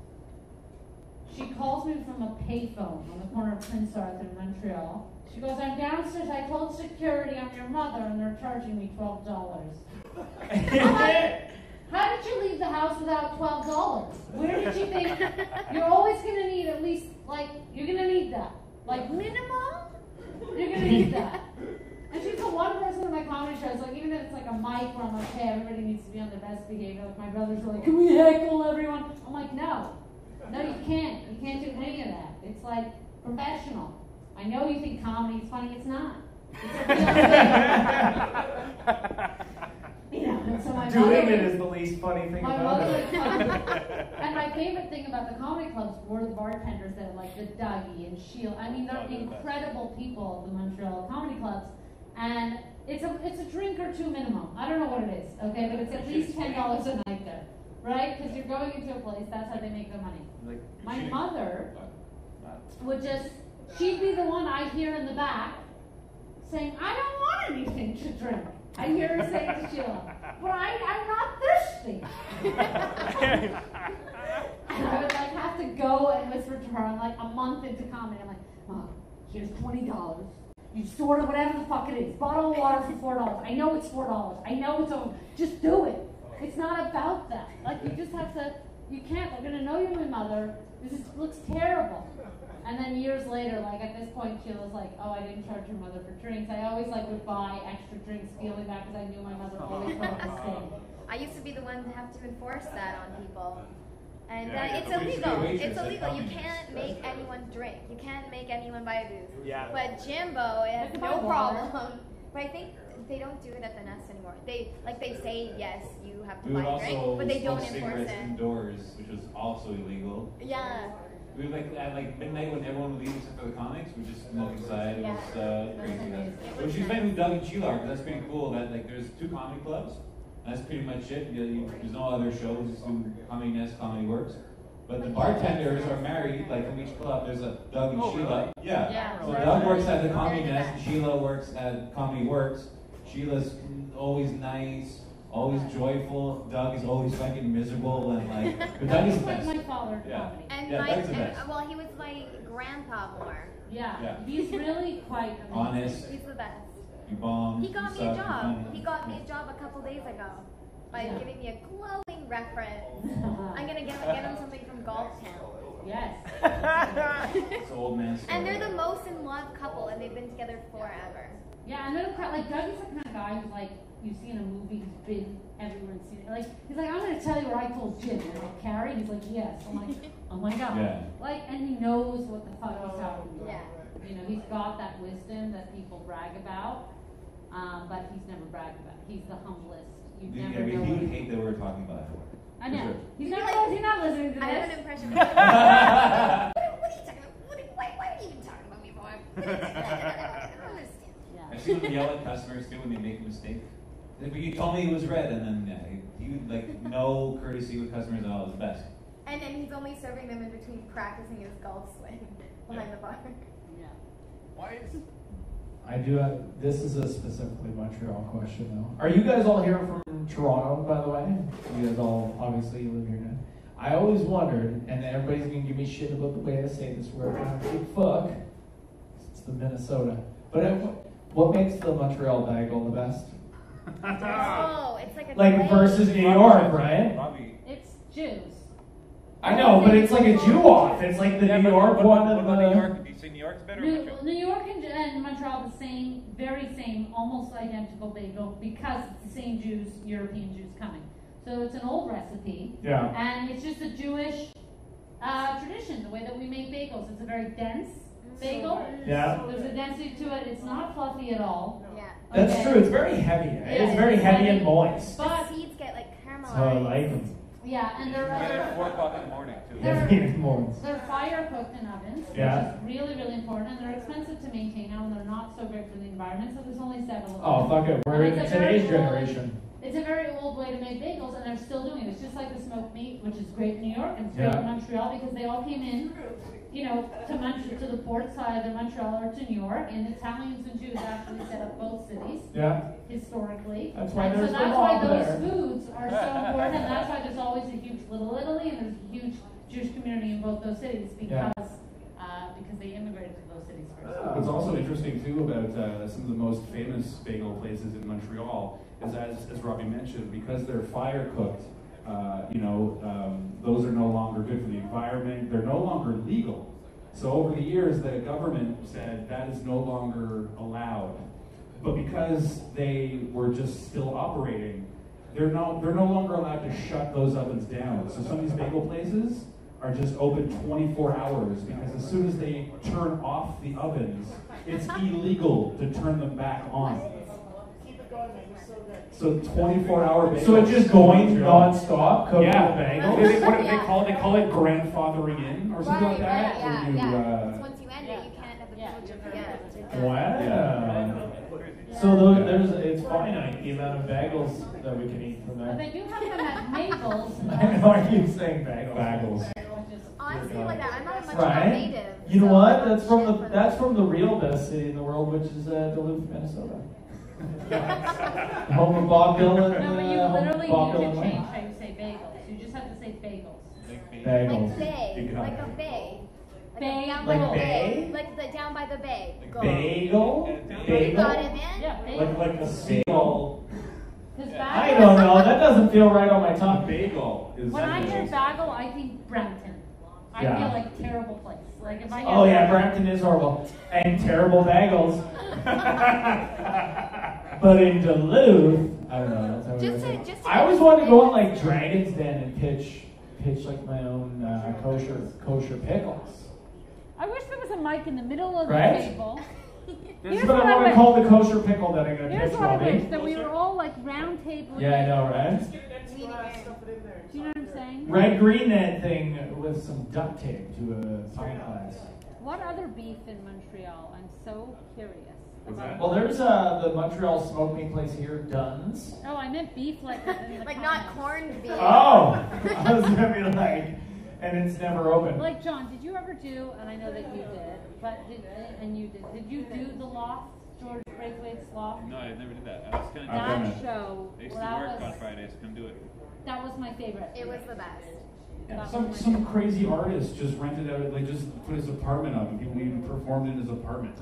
Yeah, and it was like. And it was bring your amazing. own beer, it was bring your own drugs. Yeah. It was like this apartment was so full of smoke, and there was always a packed crowd. It was amazing, just sitting on couches. You could barely see them. There was so much smoke in the room, and just all the comics would hang out in the kitchen, and yeah, it was a really cool vibe. Those kind of shows are actually tons of fun, though. They're always weird.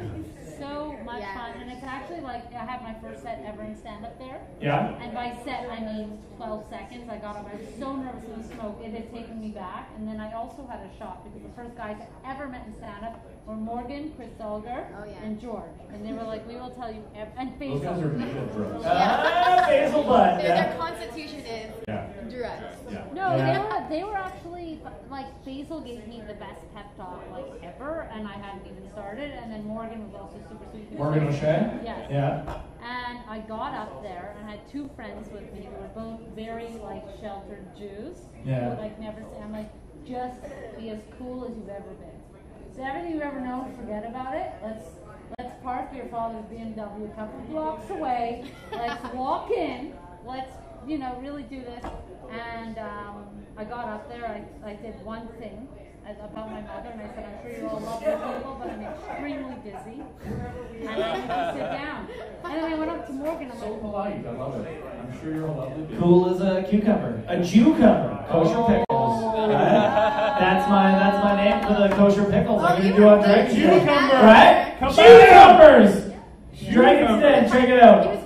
This season. Cucumbers, Cucumbers. That's going to be the new sponsor. Oh man, I would pay so much to see you say that on Dragon's Den. Right? I want to go on there to Old Larry and be like, Cucumbers. Just walk in, say cucumbers, and walk out. Yeah. They're pre-peeled? Yeah. Jewish cucumbers are But I would are hire they some Pickles Jewish. doesn't a pickle thing in general. I think pickles are also, dill pickles is a Jewish thing, way of putting them in a brine and the whole thing. Like, that's why you have Bubby's, that's why you have Mrs. Wise, that's why you have Putter's pickles. They're all Jewish companies. Mrs. White's is Jewish too? Yeah. I love the pickled red peppers. There we Well, go. because I can't sell Finnish pickles because it would be just turnips in a jar full of tears. These are what I made. The point is that you need a spokesperson. I do. Robbie. Robbie. You know what? When Robbie was on this show before in the studio, she came up with a pitch for a product. The best invention of Right, the best invention. Robbie tells about social smokes. Okay, they're called social smokes, and this is my invention, and you heard it here first. I am a bit of a social smoker. What that means to me is, let's say I'm having a half a beer, going crazy. I like maybe a couple hauls of a cigarette. Why not, right? Let loose. But I'm not gonna, like, I feel bad, like, asking, but I only want a couple hauls, and I'm not gonna ever smoke during the day, or maybe I'll go to the next week or whatever, whenever I'm out again. And so what if you had a pack that was called social smokes, and they were half the size of regular cigarettes? Half. But they're not those bitch sticks that are thin and you can't get a good haul in. You don't want those. You don't want those. You want the full girth of a cigarette. Okay? But you only want a couple more hauls. So it's half a pack. Now you could either market this two ways. You could do 40 in a pack, right? So you have double as many instead of a 20 pack, and it costs $5. It costs the same much as a full cigarette. Or you could have half. You could have 20, cost half as much as a cigarette pack, $5, and then you put gum on the bottom that dispenses like Pez. Good one. Right? Because what do you want after a social smoke? Piece of gum, you go back into the Like it never happened. Like it never ever happened. Yeah. I say you smoke half, and then just fake them. Let's get this. Right. And That's like a new tag that Robbie's added So to you Gum go to a Park, by the company, way. you go to Belmont, you go to a cool city smoking place. I would do Belmont probably because it's a city cigarette. Yeah. And you pitch this to them. Yeah, because there's songs on Indie 88 in Toronto that talk about smoking Belmonts. Corbin Dallas with this gigantic filter and the little cigarette. That's what they're selling. Yeah. Full-size looking cigarette, you can claim it's healthy. Exactly. And you partner up with Excel or Trident or whatever, the two of them get together, Belmont, Trident, boom, you have yourself a product. Robbie, that needs to be a product, so that can be a Can sponsor I for add Talk something? Hole. Can I add something to the invention? Because I too am a social smoker. So I'll buy a pack from desperation of wanting that thing, and it goes bad, and I'm putting it in the freezer, but I'm hiding it behind the vodka in the freezer, so from my family and friends. So you need to have Behind some the kind vodka of and the like black freezer. banana. No, they won't go as bad because they're Right. not But using it has to it. be And it's the a banana vacuum, bread it has Hop to is be vacuum great. sealed. Yeah, well, you wouldn't buy the 40. You'd buy the 20. I buy the 20 and gum, yeah. Well, like You're a light social smoker, so you really buy the social. It's this idea, Malanos. You're gold. This is billions of dollars that somebody's not Dragon's doing. Den. I'm saying, who's going with me to Dragon's Dragon's Den? Den's not going to listen to cigarettes. What about social crystal meth? I'm a social crystal meth user. I don't know, ask Malanos, he's the Oh yeah, he's the expert. You guys buy pipes, I accidentally bought a meth pipe. Really? Yeah, because I moved from Montreal. Is this like a Rob Floyd over here? No, I swear to God, I live here now.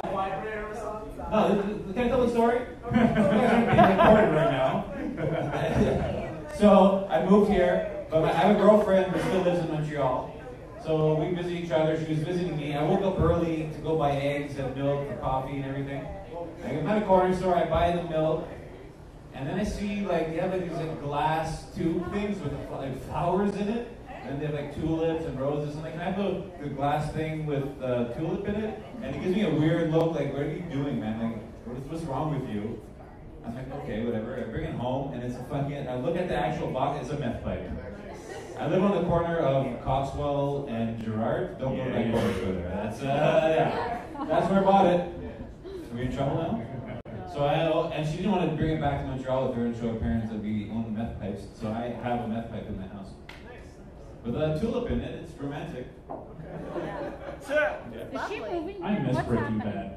It's happening. There you go. You just When made is she sexy and romantic. That's what I said. But then, now that it's there, it's very enticing. I'm halfway there, halfway to the meth. When's she moving? So apparently there are 2 girls in Montreal. Yeah. You dated both of them. What? Did they get both plumbers?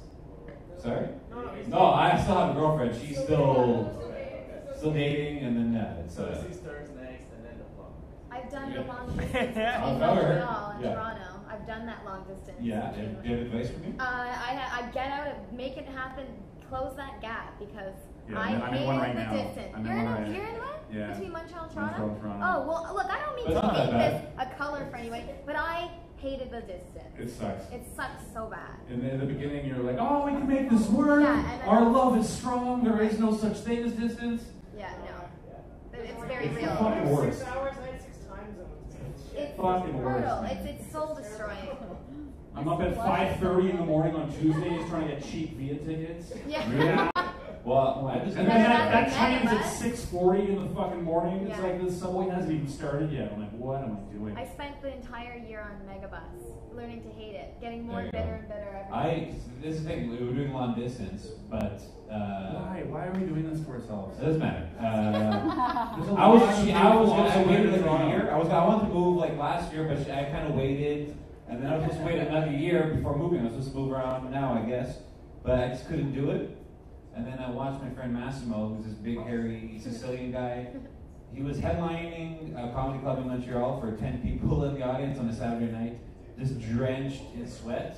So instead of doing jokes, he did the lyrics to Come Sail Away by Styx. But as a monologue, I'm like, fuck, this guy is fucking inspiring. And just doing the whole monologue, he inspired me to grow a pair of balls and tell my girlfriend I wanted to move to Toronto because of Massimo. And then I used Massimo as a reference to get a job, to get an apartment. And I don't know his last name. So I put Massimo as comedian. Yes, on Facebook it's Massimo Comedian. And I use that as a reference, and the guy goes, what's his last name? And I go, I don't know. I don't know his last name. It's very He's like Madonna. Yeah. Yeah, right. It hasn't. So that was a bad reference. So you got the You didn't apartment. get I got the apartment. I got the apartment right next to the meth pipe place. Yeah. Full Is circle. when is she moving? In a year, she still has 2 more semesters of school, and then Dreamland, Promised Land. You're dating like a 19-year-old? No, I wish. Yeah, that's when school ends. School ends for everyone at No, night. she is a manager of customer service at TD Canada Trust. That's the voice I have to say here. Gotta do it in the professional TD voice. And then school, and then I tell big jokes. Yeah. So what am I gonna do? That's Fuck like school, come to Toronto so you can hear me tell more dick jokes. And poo, pee, and farting jokes. Pooping, Yeah. farting, True. Jesus. He had I all do a those little- things. Yeah. That's like the same. Yeah, that's the same as me, pretty much. Like, literally tomorrow morning, my girlfriend gets called to the bar. Yeah, I saw that on Facebook. Like the law one, not Wow. this place. And I'm like, this is what I do? So she's going to pay for everything from here on out, you guys? You're living the dream. Right? That's perfect. Pro comic. I Pro can- comic. Gonna quit the day job. No, the day job's also related to this, so I really can't. But yeah, she'll be doing the money part. Sure. What are you saying there, Robbie? Robbie? I used to, I didn't start, I mean, I started in comedy, but I always, my day, like, I feel like comedy's at night, and there's tons of time to do something during the day, if you can manage your time. Now, I know it's not fair. I mean, I was an accountant for 3.5 years, and it was very difficult, emotionally, long hours to be at the firm from like 8 to 7, and then I would change at the firm and then go to whatever mics I went to. But you know, at the same time, I think of it like, you know, if you're a banker in New York or you're an on-call surgeon, you're working crazy hours, and you just do it. And then on the weekends, you have to be disciplined and right, and you have to just really be diligent with what you want to do. But you know, I think it's a hard place for comedians. I think unless you're coming for money and you can kind of relax, like, because I found it hard to be creative if I was worrying about money. I'm terrified about money right now. I serve tables, and it's just awful because none of my coworkers, I don't think any of my coworkers really like me, but one girl really hates me, and she's never told me why she hates me. She just calls me anybody or somebody when she really needs help. She's like, Derek, can you help me? This person, that person, can anybody help me? And she's looking right at me, calling me anybody. Wow. Yeah. I'm like, I just want to tell jokes. Say your name. You're like the Voldemort of that. I was wearing my fucking name tag. He who must not be named. Can anybody help me? Like, my name is John. But it's hard, seriously, in the comics, you know, like, if you're worried about money, how can you really be critical? Like, if I can't sleep at night, then I can't do anything. Yeah. So for me, getting a good night's sleep is so critical, and how I get a good night's sleep is that I don't worry about where I eat. I don't worry about that thing. Also, I masturbate. Yeah, well, I do that too. Also, you also end up though with the whole culture of open mic comics who have like 10 jokes on being broke. Yeah. Which is fine for your comedian friends, but when you get these guys going out like on weekend shows in front of paid crowds, and you talk about how fucking broke you are and how shitty your life is. No one wants to hear that, no one's really like, or comedians getting on stage and talking about their day job, you're breaking the spell of these audience, paying crowds who, are going there to see people fucking be awesome up on stage. You got the dude talking about how high he is all the time and how his day job sucks. It's like, It's like they're going there to forget about their day jobs,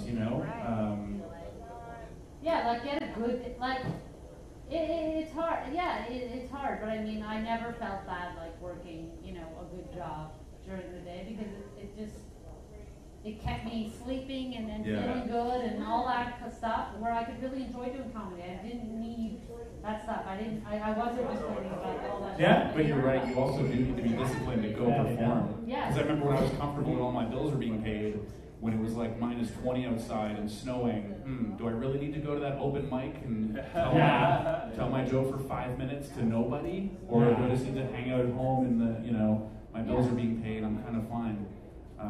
It's a double-edged sword. Balance all the time. Yeah, absolutely. Oh, you guys. Forever young with you and friends. Montreal. Can I just also say, in case my girlfriend in Montreal does ever hear this podcast, yes, she will. I am happy to make the trip to Montreal. I am as well. I know I was being hard earlier, but that's just the comedian me being like, what the fuck, guys? Fucking get on a train. I like how you said being hard, like iced tea style, just like I was being hard. I was being all... No, but she's awesome. Like, if she wasn't awesome, I wouldn't even bother, because what's the point? There's so many. Did I save it? Yeah, you said it. Hello. All right, sweetie, you got that? That'd be wonderful to hear. Yeah. Can I save myself too? I don't want to be in trouble. No, sorry, podcast over. My girlfriend knows I'm not right. No, sorry, too late. I love John's girlfriend. Jon Malanos and Dan Bingham love their girlfriends very much. So do I. Jackie loves her boyfriend. Jackie. And if there is a potential Yeah, I did. Yeah, well, that's just for him. One time I heard him on a podcast saying how hard he was. Get her right now. Stand-up comedian. Oh my God. So it's really nice that you said that in your podcast because I was heartbroken by a podcast from far away one time. Were you broken? Yeah, it was horrible. Oh, no but way. you're such a nice guy. Dan Bingham, everybody. We don't break hearts Jon Malanos. on this podcast. We start relationships. Eskimo brothers. You guys, thank you all so much for coming out. You guys are the best. Forever young with your friends. Thank you to Kitch. Thank you to all our comics. We'll be back next Thursday. with the regular show, no radio, and you can listen to us on Pod Almighty and iTunes and YouTube. We'll be back next week. Good night, everybody. John is in the basement mixing up the medicine. I'm on a